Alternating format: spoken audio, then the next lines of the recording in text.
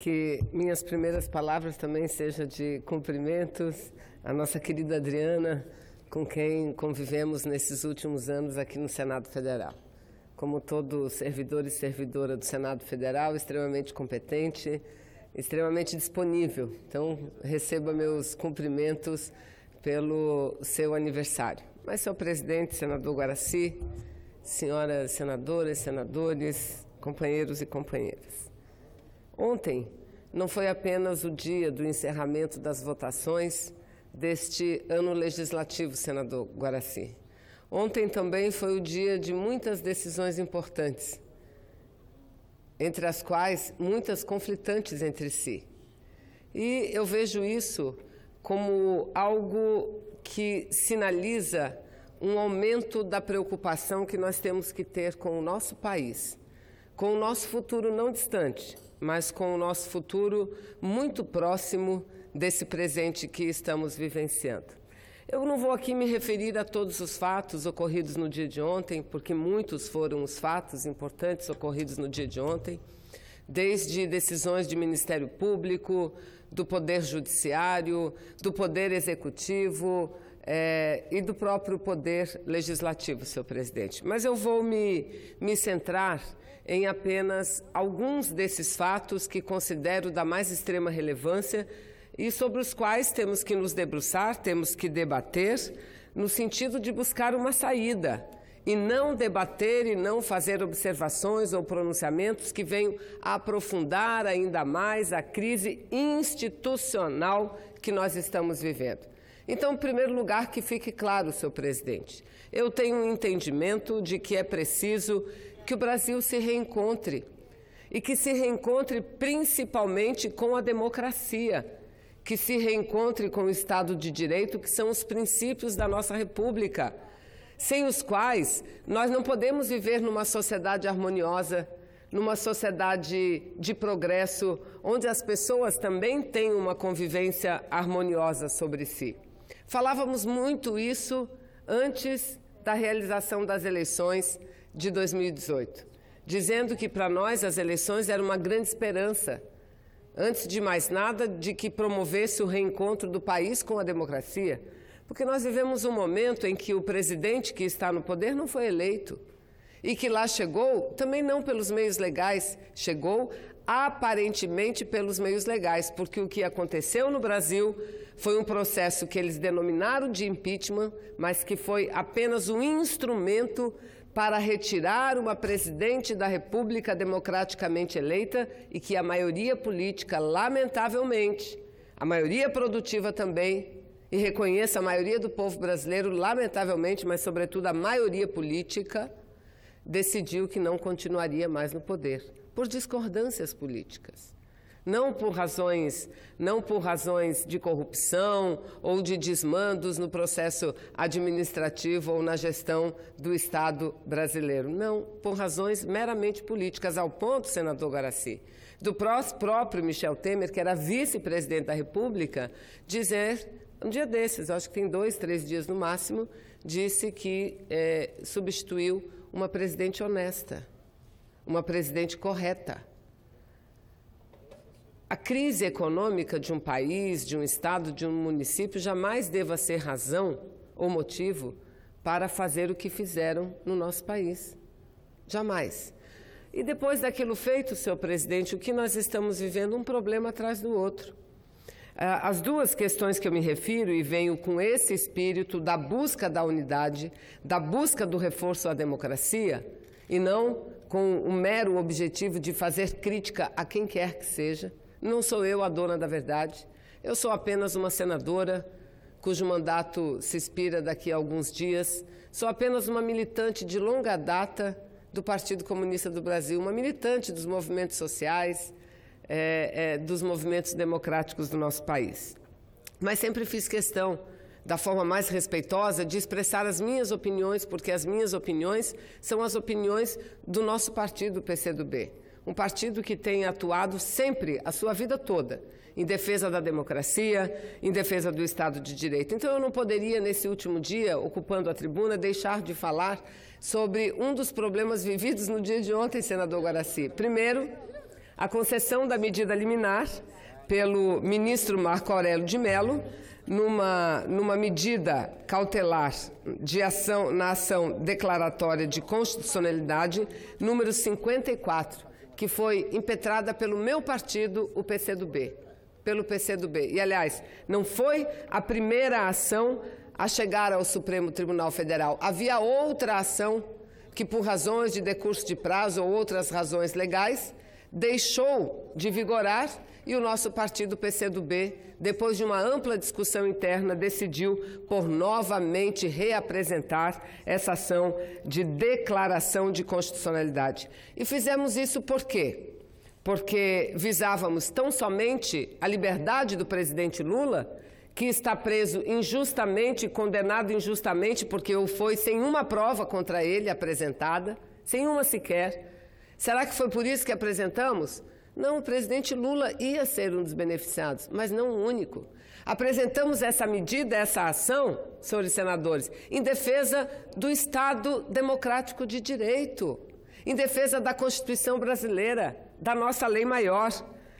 Porque veja bem o que diz a Constituição, e aí a nossa aniversariante fez a gentileza, a aniversariante do dia fez a gentileza de imprimir para mim aqui o trecho da Constituição. O artigo 5º da Constituição, um dos mais importantes, que trata dos direitos e garantias fundamentais, diz o seguinte, o caput do artigo 5º: todos são iguais perante a lei, sem distinção de qualquer natureza, garantindo-se aos brasileiros e aos estrangeiros residentes no país a inviolabilidade do direito à vida, à liberdade, à igualdade, à segurança e à propriedade nos termos seguintes. Aí segue. São muitos os incisos, os parágrafos. Mas vamos lá. Inciso 54. Ninguém será privado da liberdade ou dos seus bens sem o devido processo legal. Vamos lá. Inciso 55, senador Hélio José. Todos os processados têm direito ao contraditório e à ampla defesa. Ao contraditório e à ampla defesa. E aí vem o principal, o que diz respeito diretamente a essa ação de declaração de constitucionalidade que meu partido PCdoB ingressou. Diz o seguinte, o inciso 52.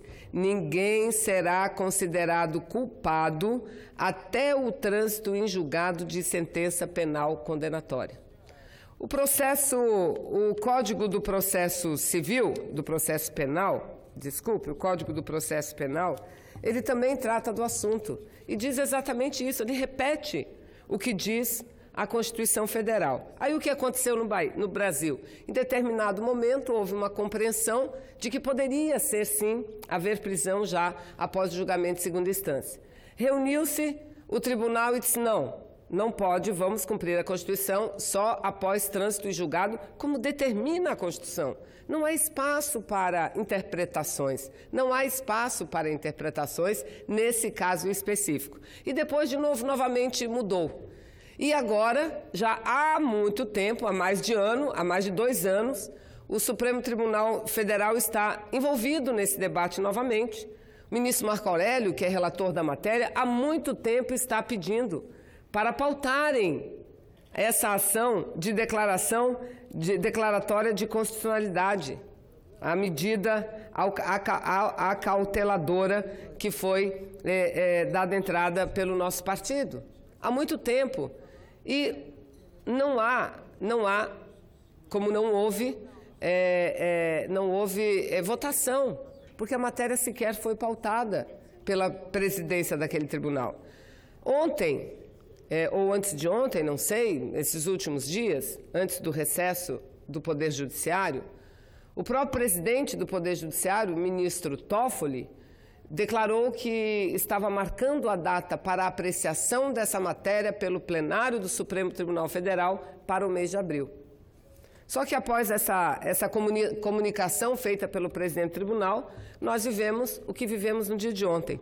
Primeiro, o ministro Marco Aurélio concedendo uma liminar determinando o imediato cumprimento do Código do Processo Penal e da Constituição Federal e que, portanto, todos aqueles que se enquadrassem nessa situação,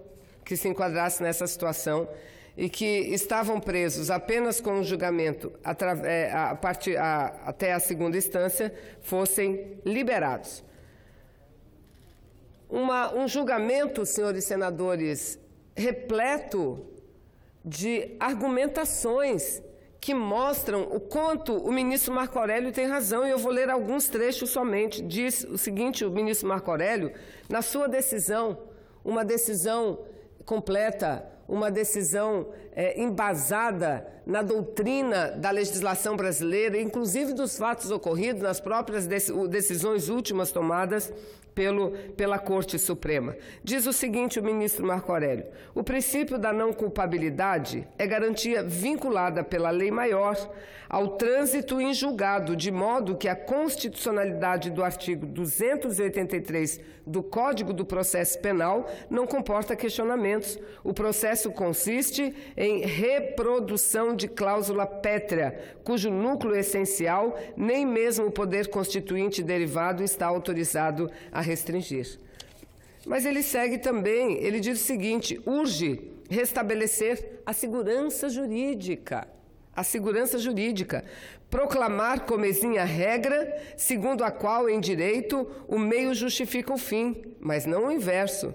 Dias melhores pressupõem a observância irrestrita à ordem jurídica normativa, especialmente constitucional. É esse o preço que se paga ao viver num Estado democrático de direito, não sendo demasia relembrar aqui Rui Barbosa, quando recém-proclamada a República, no ano de 1892, ressaltou, abre aspas, com a lei, pela lei e dentro da lei, porque fora da lei não há salvação. Está plenamente embasada, digo, não apenas, senhor presidente, não apenas pela argumentação jurídica, mas pelo todo o retrospecto que faz o ministro Marco Aurélio em relação às últimas decisões adotadas pelo Supremo Tribunal Federal. As últimas decisões adotadas, as últimas decisões expressas, as últimas opiniões expressas. Eu vou ler o último trecho que acho também muito importante de ser destacado.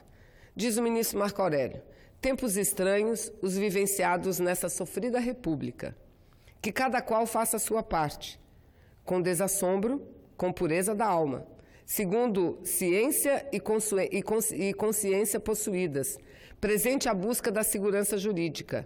Esta pressupõe a supremacia não da maioria eventual, conforme a composição do tribunal, mas a da Constituição Federal, que a todos indistintamente submete, inclusive o Supremo, seu guarda-maior. Em época de crise, impõe-se observar princípios, impõe-se a resistência democrática, a resistência republicana. Então, senhor presidente, nós estamos diante de um momento muito grave, muito grave. E eu quero aqui dizer que tem em mãos uma nota que foi publicada pela Associação Brasileira de Juristas pela Democracia, logo após a decisão proferida e publicada do ministro Marco Aurélio de Mello. Eu peço, senador, que Vossa Excelência inclua nos anais a nota inteira, porque eu tenho tanta coisa para falar aqui que não vou conseguir, mas é um primor essa nota da Associação Brasileira de Juristas pela Democracia. O pedido de Vossa Excelência é uma ordem. Muito obrigada. Mas eu já concedo, só para eu ler, senador Hélio, eu vou conceder uma parte a Vossa Excelência. Um prazer nesse nosso último dia de fala aqui, senador.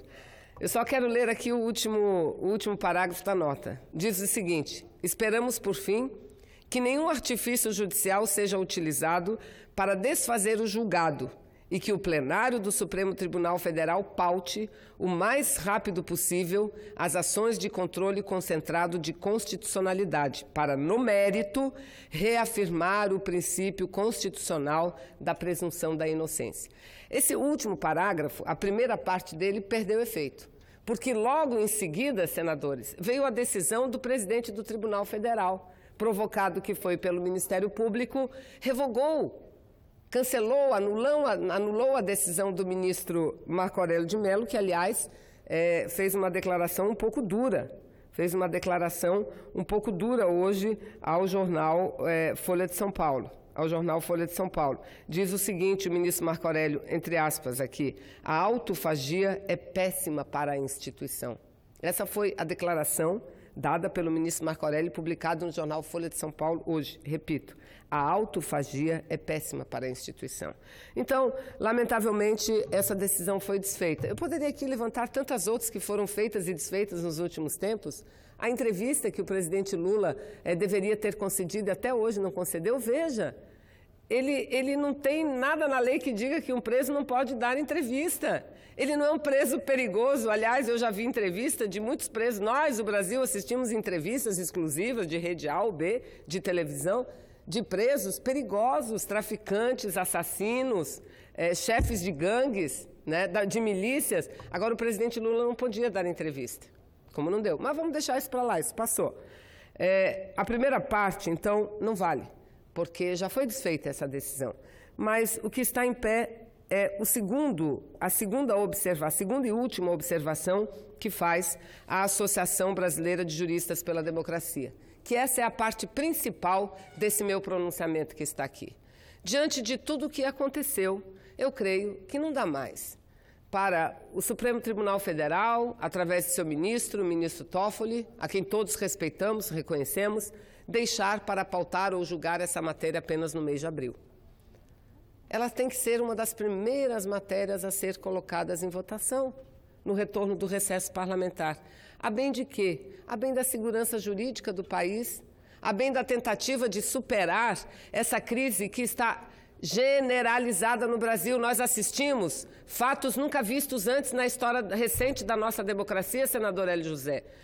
Atos e solenidades de diplomação de parlamentares eleitos transformados em ringues de guerra, porque alguns não aceitavam que outros defendessem liberdade de Lula ou fizessem manifestação. Não, intolerância manifestando. O que aconteceu em Minas Gerais foi algo condenável. Um deputado eleito apenas com uma plaquinha, Lula livre, foi agredido. Então, o Supremo tem que entender o seu papel nesse momento, o seu papel de mediador, o seu papel de analisar a constitucionalidade, como diz o ministro Marco Aurélio, e não ao sabor das conveniências momentâneas, mas ao sabor do que diz a nossa Constituição Federal. Ela é a nossa arma maior. E se foge dela, como diz Rui Barbosa, não há salvação. Não há salvação para esse país. É um momento extremamente delicado que vemos. Então, senadora, me permitam uma parte. É porque o senador Hélio José pediu, e aí depois Vossa Excelência. Ok. Senadora Vanessa Graziotin, primeiro eu quero cumprimentar Vossa Excelência pelo excelente trabalho nessa casa. Um trabalho invejável, uma pessoa incansável, uma senadora que todos os dias que podia estava presente aqui, sempre pronunciando e falando as coisas importantes para o nosso Brasil. Cumprimentar vosso partido, PCdoB, o Partido Aguerrido, o Partido Corajoso, um partido que não tem meias palavras, de militância muito aguerrida. Eu conheço bem os militantes do PCdoB. E cumprimentar pelo partido e por vossa atuação. E cumprimentar também por essas ações que traz à luz a justiça. Eu espero que com a definição da data pelo ministro Toffoli, que um ponto seja dado, um ponto final nessa questão das perseguições políticas. O Brasil não é um país de tradições de ficar perseguindo e tranquificando pessoas por diferenças políticas. Então nós precisamos mudar essa situação e o PCdoB tem contribuído muito nisso. O Lula, todo mundo sabe, se ele fosse o candidato, teria ganho as eleições. E se ele continuar como preso político, e se uma anistia, alguma coisa acontecer e ele puder ser candidato daqui a 2022, ganhará as eleições. Então, o que acontece é que o Lula deixou muitas lembranças positivas. Por mais que queiram diminuir os feitos do Lula, nunca conseguirão. Porque o Brasil separa o Brasil em duas fases: Lula, antes de Lula e pós-Lula. Né? Nem vou entrar sobre mérito da questão da Dilma, mas falo do Lula. Foi um governo diferenciado. Então, fala-se muitas coisas, não consegue se provar nada. Como não conseguirá provar nada com relação às acusações feitas? Daí, o vosso partido está fazendo essa questão importante, essa solicitação desse julgamento, essa análise e o fim dessa perseguição, na minha visão, doente. Eu respeito, até desejei muito sucesso aqui 2 dias atrás ao novo presidente da República. Todo mundo sabe que eu fiz campanha e apoiei o Haddad, mas eu quero que ele faça um ótimo governo, se Deus quiser. Mas nós não podemos continuar com esse regime de perseguições. Então eu quero cumprimentar Vossa Excelência, dizer que me honrou muito poder trabalhar com Vossa Excelência aqui na 55ª legislatura e dizer que Vossa Excelência é um exemplo para Amazonas, para Santa Catarina, que é a sua terra natal, para o Brasil e para os partidos, tá bem? E cumprimentar nosso presidente, senador Guaraci da Silveira, um gentleman, uma pessoa que realmente também é uma pessoa muito bacana nessa casa. Muito obrigado, senadora Vanessa, que Deus abençoe a senhora e que o PCdoB e o Brasil, porque na verdade o PCdoB está falando o que o Brasil gostaria de falar, seja vitorioso nessa causa. Obrigado. Eu agradeço, senadora José, incorporo a parte e também aproveito a oportunidade. Não poderei ficar aqui no pronunciamento de Vossa Excelência, mas aproveito a oportunidade também para lhe desejar muito êxito nessa nova etapa e dizer, como disse ontem, fiz a gravação, que foi um prazer ter convivido esses últimos 4 anos aqui no Senado Federal com Vossa Excelência.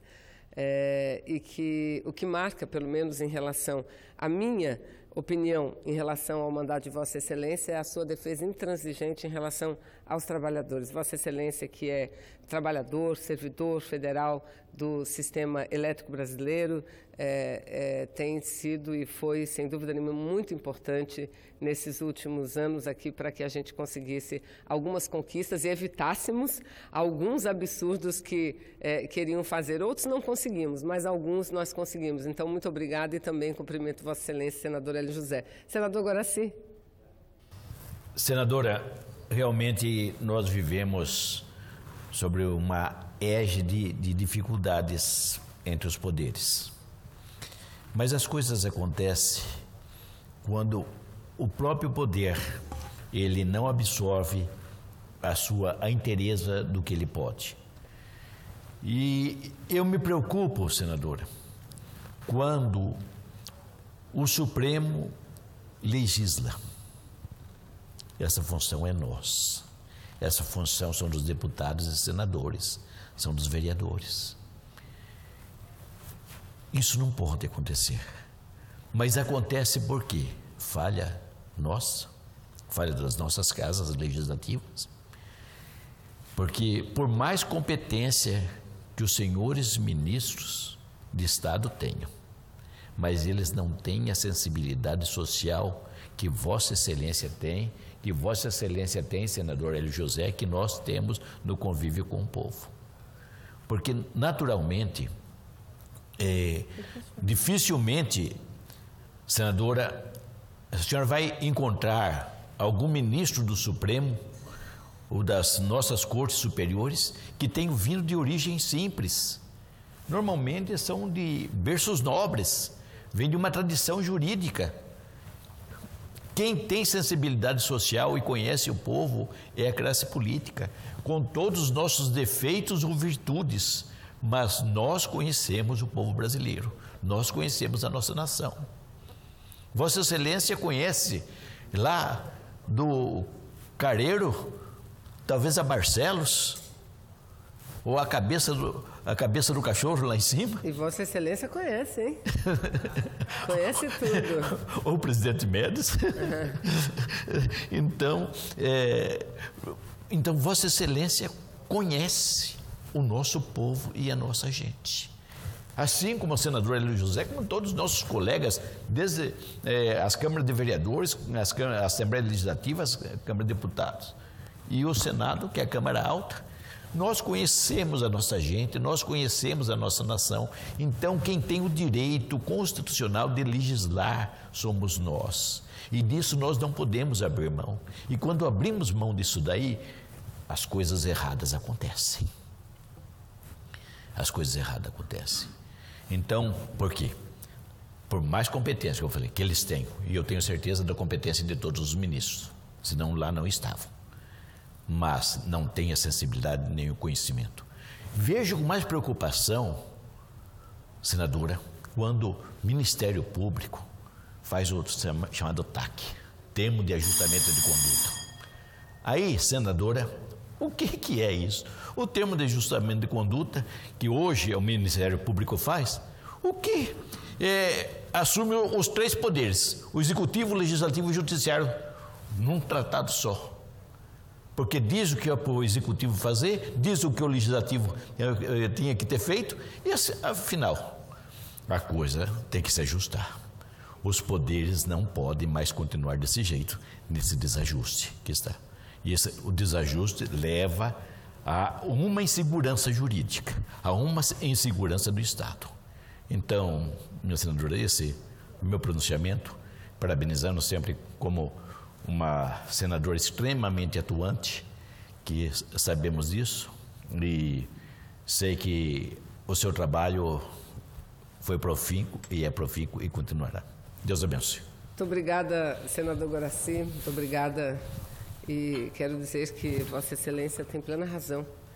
E essa foi a razão que me traz à tribuna e foi a razão, inclusive, pela qual levou o nosso partido a apresentar a ação de declaração de constitucionalidade. Porque nós sabemos que é muito tênue a linha entre o controle da constitucionalidade, da legalidade, com a linha de se atuar ou definir ou estabelecer decisões que invadam a atribuição do legislativo e tão somente dele, que é de legislar. É uma linha tênue. Portanto, a vigilância tem que ser não só entre nós, mas entre os membros do Poder Judiciário também. Entre os membros do Poder Judiciário. Veja, nós fomos obrigados, senhor presidente, a entrar com uma ação pedindo a declaração de constitucionalidade dos termos da Constituição, contra uma interpretação que vinha prevalecendo até então. Mas, enfim, eu quero aqui concluir essa parte do meu pronunciamento dizendo isso. O que nos resta agora, senador Paulo Rocha, sabe o que é? Solicitar, clamar, pedir ao Supremo Tribunal Federal que antecipe o julgamento da matéria pelo Pleno, que traga o julgamento dessa questão logo para o início dos trabalhos. Isso é muito importante, isso é o que a sociedade espera. É o que a sociedade espera, é o que o nosso país merece ter. Mas uma outra questão que me traz aqui, senhor presidente, aliás, fruto de um debate bastante caloroso no dia de ontem, no plenário aqui dessa casa, foi uma outra decisão também do ministro Marco Aurélio, a partir de um pedido encaminhado pelo um senador desta casa, que decidiu que aqui as eleições para presidente da casa terá voto aberto. Olha só, a prevalecer isso, nas eleições do dia 1º de fevereiro, para a mesa da Câmara e mesa do Senado, a mesa do Senado terá votação secreta, a mesa da Câmara terá votação aberta. Não comporta. Nós debatemos de forma exaustiva essa matéria. Eu debati, todos nós debatemos, senador Paulo Rocha. E nós abrimos, não há mais voto secreto no parlamento brasileiro, com algumas exceções. Algumas exceções. Veto, aliás, algumas não, 2 exceções. Veto, e por que veto? Para prevalecer a liberdade do parlamentar. Porque veto é uma manifestação contrária a uma atuação do presidente da República. E a gente sabe o poder que tem o executivo dentro de todas as casas legislativas. Essa é uma exceção. A outra exceção foi a votação de nomes de autoridades, inclusive dos ministros do Supremo Tribunal Federal.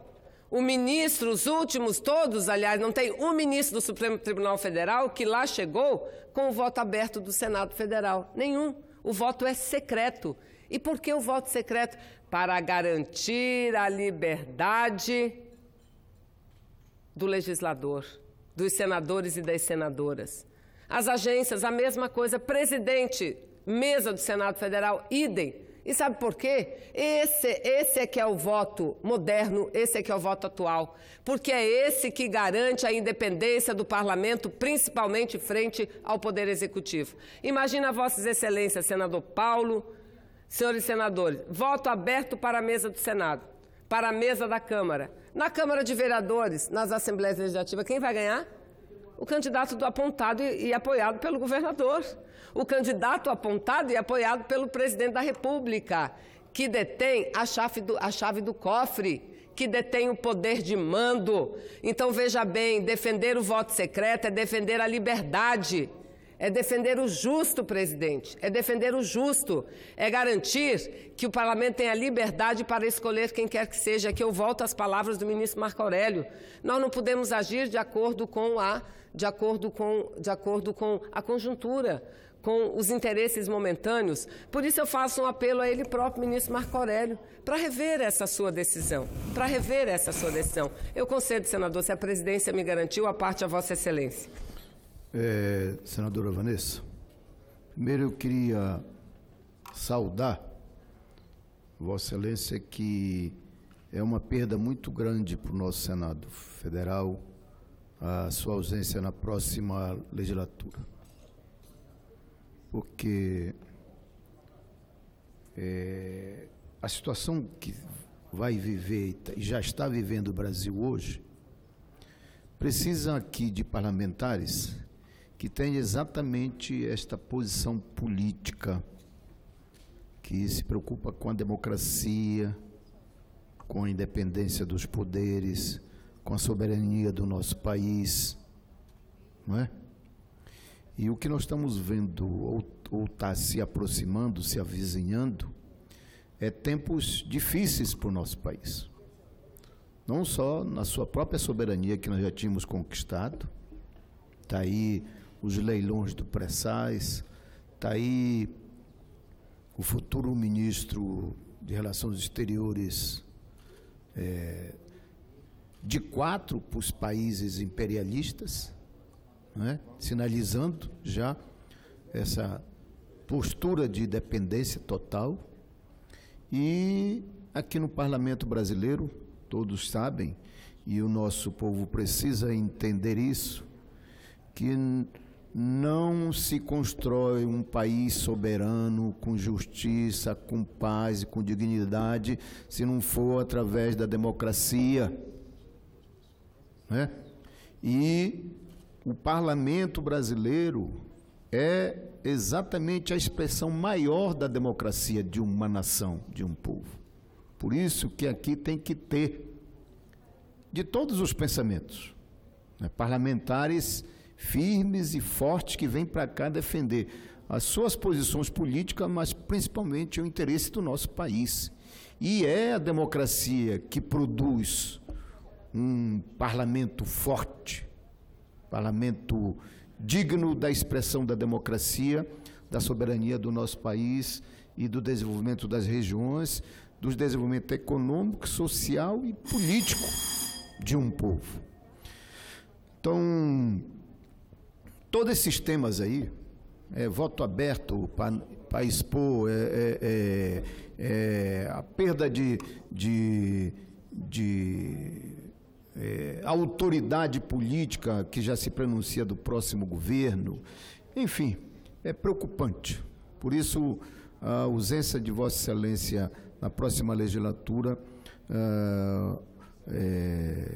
para quem está precisando aqui de parceiros e de luta e de democratas como Vossa Excelência, realmente é uma perda muito grande. Mas eu queria parabenizar e colocar nos anais dessa casa talvez o seu último discurso, né, sua última intervenção aqui, pelo menos neste momento, para que a gente chame a atenção do nosso povo, da nossa gente e das instituições brasileiras.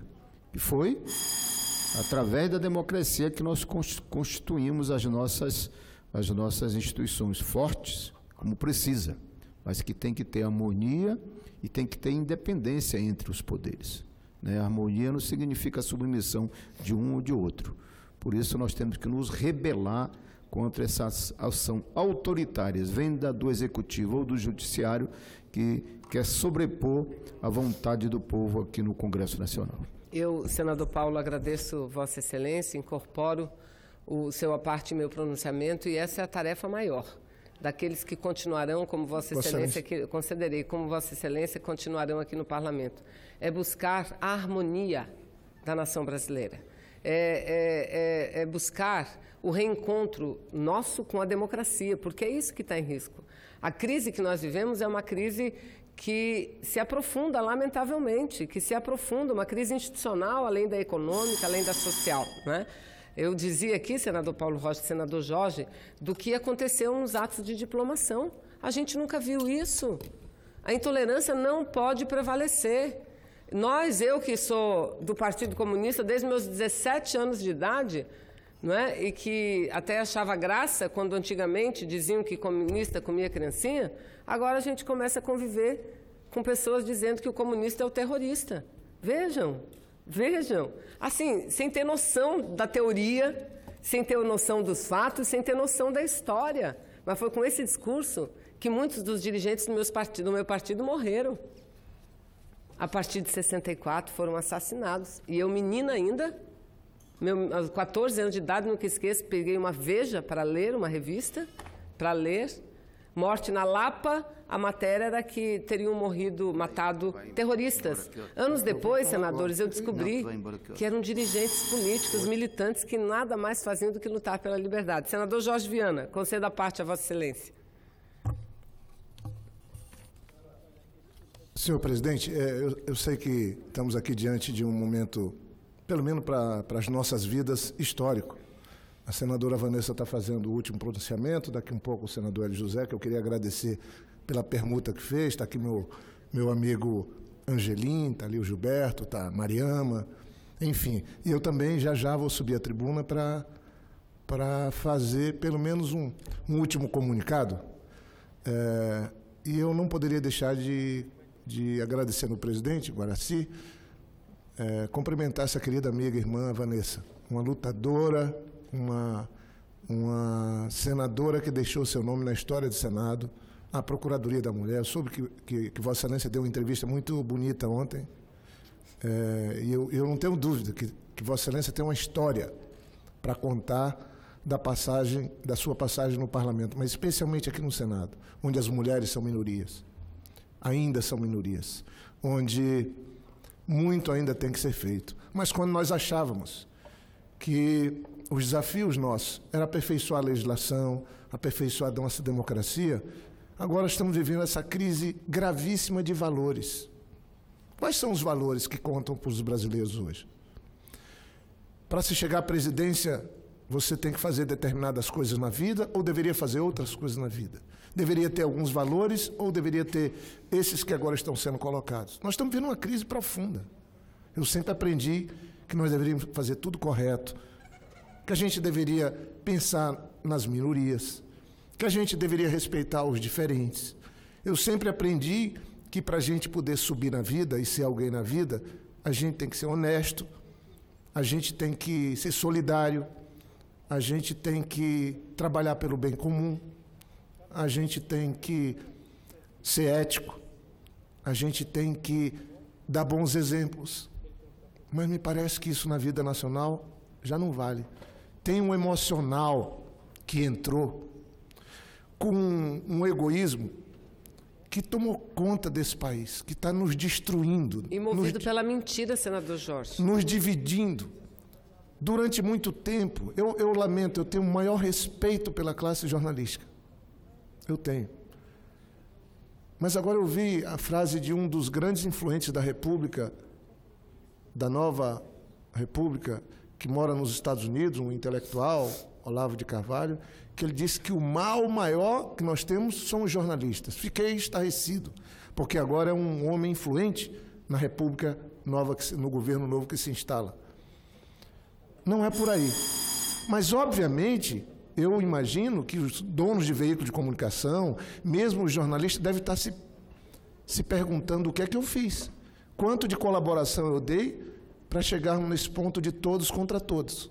Eu fiz discursos aí dessa tribuna que Vossa Excelência ocupa, com tanta dignidade, durante o período do impeachment, falando, não façam isso, não sejam intolerantes, vamos respeitar a democracia, não tem crime de responsabilidade. E de lá para cá só piorou. A situação se agravou muito de 2014 para cá. E agora, nós vimos um episódio ontem terrível que Vossa Excelência descreveu, senador. Está escrito na Constituição Federal, e nós juramos respeitá-la, está escrito. Está escrito. Eu queria poder abrir a cabeça de cada brasileiro com calma, dizendo, olha, está escrito na Constituição. A decisão de permitir, em casos excepcionais, prisão a partir da segunda condenação de um tribunal, ela só se dá em casos excepcionais, quando tiver ameaça, preso muito perigoso. Virou uma regra. E aqueles que defendiam essa tese, agora tem alguns deles que estão sendo vítimas delas. Porque quando a gente aponta um dedo para lá, tem 3 apontando para o lado da gente. Isso é muito ruim. Eu passei esse período aqui, fui 4 anos vice-presidente dessa casa. Presidi mais de 400 sessões. Aprovei proposta de emenda à Constituição. Sou autor do projeto mais popular dessa legislatura. Sabe qual é o meu projeto? Recebeu quase 2 milhões de voluntárias manifestações que estão no E-Cidadania do Senado, que propõe um rearranjo do tamanho do Senado e da Câmara, da ocupação. Isso é uma forma. Não é para diminuir o Senado, nem a Câmara, nem o Congresso. Eu proponho lá que, em vez de 3 senadores por estado, estejam só 2. Meu propósito não é diminuir, é valorizar o papel do senador e da senadora. Diminuir na Câmara de 513 deputados e deputadas para 385. Esse projeto recebeu quase 2 milhões de manifestações no E-Cidadania. É o projeto mais popular que tem. Eu nunca fiz campanha em favor dele, mas é um propósito. Os Estados Unidos, que tem mais de 300 milhões de habitantes, só tem 2 senadores por estado. Não é? Por que nós temos que ter 3? A política tem que ser valorizada e não diminuída. Quando o Niemeyer e o Lúcio Costa fizeram a Praça dos 3 Poderes aqui em Brasília, Angelim, deputado Angelim, eles puseram o Congresso, senadora Vanessa, a Câmara e o Senado, mais à frente e mais ao alto. É o prédio que se vê de qualquer lugar de Brasília. Não foi à toa que eles, arquitetos, urbanistas, pensando o futuro, olha esse prédio, olha o Senado. Isso foi feito há mais de meio século atrás e segue moderno e contemporâneo. E foi colocado aqui, lá mais ao fundo e mais abaixo, o Supremo. Lá mais ao fundo e mais abaixo, o Executivo. Não para diminuí-los, porque eu aprendi também que a divisão dos 3 poderes não é para ter um mais, outro menos. É exatamente para combater isso, para que não tenha um superpoder. Esse poder aqui que nós estamos nos despedindo fez uma interferência, uma intervenção no outro poder, no Executivo, e caçou o voto de pessoas. Agora, aquele outro poder, o Supremo, faz intervenção aqui. Eu, por uma decisão do Supremo, fui colocado na presidência do Senado. Eu não fiquei brigando para derrubar, nem para assumir aquilo que eu não tinha sido eleito. Eu fui lá no Supremo, conversar com os ministros. Eu fui, com cada um deles, trabalhar em meu desfavor, mas trabalhei em favor da democracia, do fortalecimento institucional. E falei, olha, tem uma decisão que eu tenho que cumprir, porque é um ministro do Supremo, inclusive era o ministro Marco Aurélio. Eu só não vou cumprir se essa decisão for reformada pelo órgão colegiado do Supremo. E eles se reuniram e decidiram que não se tiraria da presidência de um poder por liminar o presidente do poder. Tiraria da linha sucessória. Eu fui tentar fazer um entendimento. Esses 8 anos que eu fiquei na lista do DIAP, talvez por conta disso, de procurar sempre trabalhar pelo bem comum, que tem que ser a causa maior nossa, pelo povo do Acre, pelo povo do Brasil, por nossa nação, mas também procurar ser parte da solução dos problemas. Esse evento de ontem, eu queria concluir parabenizando a Vossa Excelência, é muito grave. Eu lamento o Brasil estar vivendo isso. E ficar como se fosse uma torcida. Gente, nós não vamos a lugar nenhum nos dividindo, nos agredindo, nos xingando. Acabamos de viver os 50 anos do AI-5. 50 anos. Há uma semana. Lamentavelmente, a juventude, esses intolerantes que estão nas redes sociais, nos agredindo tudo, pessoas que eles não conhecem, levando adiante histórias mentirosas. Fizeram comigo isso na campanha. Eu não tenho um único processo, eu sou um político ficha limpa. Nenhum. Mas isso não me põe melhor do que os outros, que possam aí tendo que prestar conta. Não me põe. Há uma semana, estávamos lembrando os 50 anos do AI-5. Sabe o que é o AI-5? O mais perverso das tentativas de se fazer leis ou regras. Ele derrubou e prendeu 3 ministros do Supremo. Supremo Tribunal Federal. Não se brinca com isso. Não se brinca com as Forças Armadas. As Forças Armadas têm um papel extraordinário na Constituição, que é de proteger a nação e a todos nós. Não tem nada a ver com política. Em democracias já consolidadas, isso que a gente vê discutindo no Brasil não aconteceria nunca. Nunca. Então não custa nada. E a última coisa que eu queria falar, senadora Vanessa. Ninguém foi mais agredido e atacado ao longo desse tempo do que o presidente Lula. Ninguém nesse país. Não há referência. Ontem mais uma denúncia aí já contra o presidente Michel Temer, que daqui a poucos dias será ex-presidente. Não se trata um ex-presidente de qualquer jeito, nenhuma nação vai para frente assim. Aí ficam dizendo, o Lula roubou onde? Falavam que era um dono da JBS, que tinham fazendas, que tinham tudo. Vasculharam a vida dele e da família dele, não acharam. Não acharam. Não tem. Está evidente que não tem. Agora, o presidente sempre foi influente, sempre estimulou os negócios no país, dentro e fora, sempre, e fez isso para o bem do país. Fez tão bem a quem hoje está o condenando. Ele fez tão bem a quem hoje está o agredindo. Fez tão bem essas pessoas que estão com ódio no coração. Foi ele que talvez tenha ajudado a transformar em classe média alguns que não aguentam nem ouvir falar o nome dele. Porque se criou na época do governo dele uma classe média de 100 milhões de pessoas.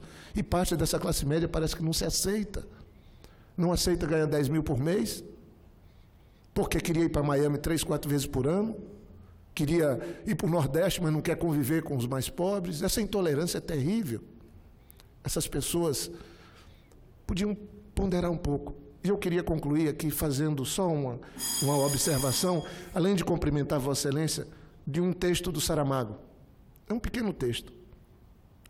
Estamos a destruir o planeta e o egoísmo de cada geração não se preocupa em perguntar como é que vão viver os que virão depois. A única coisa que importa é o triunfo do agora.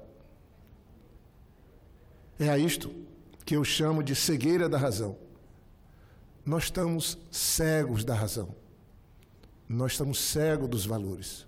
E nos deixando ser tomados por um emocional intolerante, preconceituoso, que não reconhece quem nos ajuda, não reconhece quem faz o bem, e numa cegueira da razão, aponta-se o dedo para todo mundo, quer se armar todo mundo e quer se destruir tudo e todos.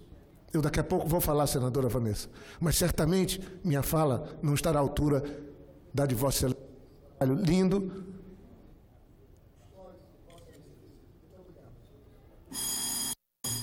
Senador Guaraci, primeiro, muito obrigada. Vossa Excelência compreende perfeitamente o significado desse momento para todos nós. Hoje não tem hora para a sessão acabar, senador Jorge Viana. Eu acho que o limitador de hoje é apenas os voos, o horário de voo de quem, porventura, deva viajar para os seus estados, né? Então, muito obrigada, senador Guaraci. Quero dizer, senador Jorge Viana, que para mim é um orgulho ouvir essas palavras de Vossa Excelência, como foi dos senadores que também fizeram a parte. E eu, enquanto Vossa Excelência falava, senador Jorge Viana, eu quero dizer que, depois do resultado da eleição, muita gente nos procura, lamentando, poxa, o Senado vai perder alguém. Eu digo, acho que vocês se impactaram mais com o resultado do que eu própria. Porque, veja, nós continuaremos na luta, nós somos jovens, nós temos ainda muito o que dar para esse país. Eu comecei a militar politicamente, senador Jorge Viana, com 17 anos de idade. Vossa Excelência estudou, foi para fora, quando voltou, foi cuidar do seu Acre, na prefeitura, no governo. E é assim que a gente segue, porque a gente não faz política para ter ganho pessoal, não, a gente faz política para ter ganho coletivo. Eu saio daqui, senhor presidente, dessa etapa, de cabeça erguida. Eu não amealhei riqueza, eu não amealhei bens nenhum. E nunca traí o direito do povo. As críticas que fazem contra mim, sabe quais são? Invadiu a mesa do Senado, para não deixar votar a reforma trabalhista, faria 1000 vezes. Votou contra impeachment, faria 1000 vezes, porque é isso que diz Jorge Viana, Paulo, em defesa do Estado Democrático de Direito. Então, senador Jorge, queria só que Vossa Excelência, quando Vossa Excelência falava, passava pela minha cabeça o seguinte, e aí isso me emociona. Isso mais me emociona e me toca profundamente. Senador Jorge, esse é o nosso último pronunciamento, mas nós vamos continuar falando pela internet, nós vamos falar nos atos que nós vamos participar, em todo lugar que a gente vai. Nós temos liberdade, senador Jorge Viana. O que dói é ver o maior líder desse país não ter liberdade. É isso que toca. Como Vossa Excelência disse, o presidente Lula, eu não sou do partido dele, nunca fui pedir a ele um cargo sequer para indicar no meu estado, mas é muito triste um país viver o momento em que está vivendo. Uma pessoa que não cometeu crime, cadê a prova? Eu vejo meus colegas subirem aqui, porque roubou, porque está lá no processo, porque foi 3 julgamentos. Mas não, leia o processo aqui desta tribuna, mostre. Olha, o apartamento está no nome dele. Não.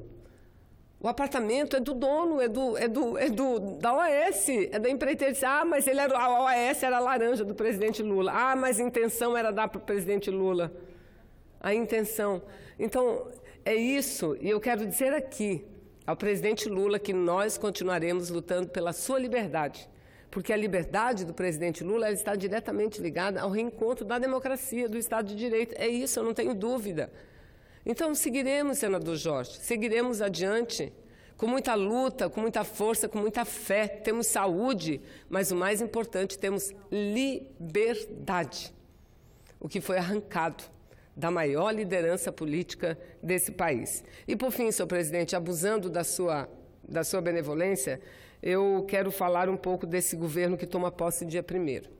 Porque eu quero desejar ao meu país o melhor, porque é para o meu povo.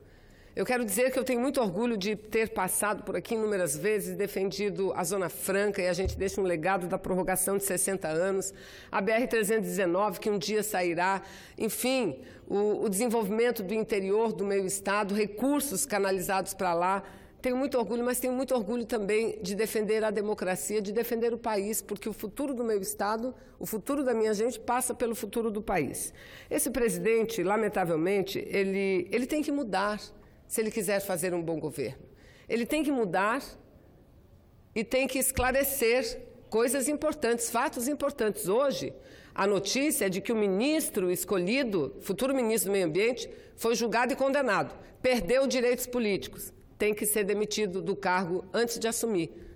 Porque alguém que perdeu o direito político só não pode se candidatar, mas pode ser ministro de Estado? Veja, e um presidente assim tão contra a corrupção, escolher alguém assim, a quem ele sabia que tinha processo, um monte de problemas, processos que favoreceram grandes empresas no estado de São Paulo? Hoje é essa notícia. Mas a outra notícia.